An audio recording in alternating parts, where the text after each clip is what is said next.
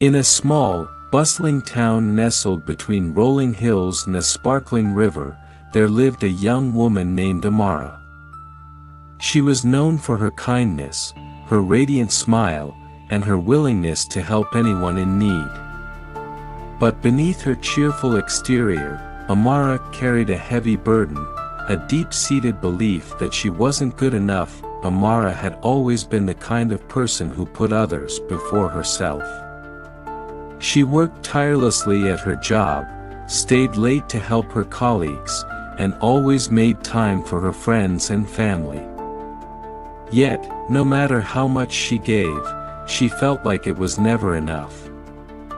She constantly compared herself to others, thinking they were smarter, more talented, or more successful. Over time, she began to lose sight of her own worth. One day, as Amara was walking home from work, she noticed an old, dusty bookstore she had never seen before. The sign above the door read *, the Mirror of Souls. Intrigued, she pushed open the creaky door and stepped inside. The air was thick with the scent of old books, and the shelves were lined with volumes of every size and color. An elderly woman with silver hair and warm, knowing eyes approached her. "Welcome, my dear. What brings you here today?" Amara hesitated. "I'm not sure. I just felt drawn to this place." The woman smiled gently. "Sometimes, we find what we need when we least expect it. Take a look around. Perhaps you'll find something that speaks to you." As Amara wandered through the aisles, a small, leather-bound book caught her eye.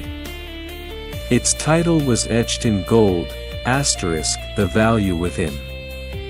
*, she picked it up and flipped through the pages, but they were all blank.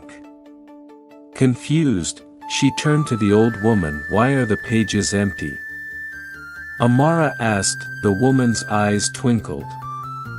"Because this book is yours to write. It's a mirror of your soul, a reflection of your worth. But before you can fill its pages, you must first discover the value within yourself." Amara frowned. "I don't understand. How can I write about my worth when I don't even know what it is?" The woman placed a hand on Amara's shoulder. "Your worth isn't defined by what you do for others or how you measure up to anyone else. It's inherent, a light that shines within you simply because you exist. But sometimes, we forget to see it. This book will guide you, but the journey is yours to take." Amara left the bookstore with the book clutched tightly in her hands. That night, she sat by her window, staring at the blank pages. She felt a mix of hope and fear. Where would she even begin? The next morning, Amara decided to start small. She wrote down one thing she liked about herself, *, I am kind.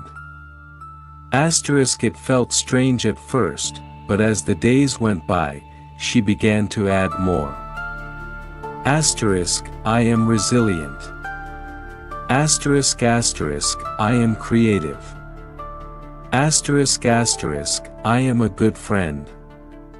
Slowly, the pages began to fill, but the journey wasn't easy.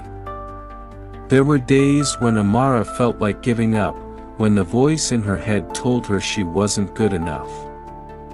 On those days, she would revisit the old bookstore. The woman always seemed to know exactly what to say. "Remember, my dear," she once told Amara, "your worth isn't determined by your mistakes or your failures. It's in how you rise after you fall." As time went on, Amara began to see herself in a new light. She realized that her worth wasn't something she had to earn, it was something she already had. She started setting boundaries, saying no when she needed to, and prioritizing her own well-being.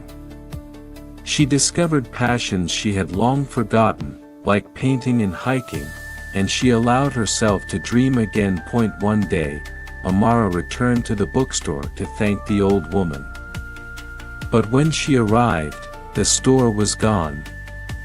In its place was an empty lot, overgrown with weeds. Amara stood there, stunned. Had it all been a dream? Then she looked down at the book in her hands. Its pages were filled with her words, her journey, her worth. She realized that the bookstore and the old woman had been a gift, reminder that the answers she sought were always within her. Amara walked away with her head held high, a newfound confidence in her step. She knew that life would still have its challenges, but she would face them with the knowledge of her own worth. And whenever she felt doubt creeping in, she would open her book and remember, don't forget your worth. This story can be expanded with more details about Amara's struggles, her interactions with others, and the specific lessons she learns along the way. Let me know if you'd like me to elaborate further.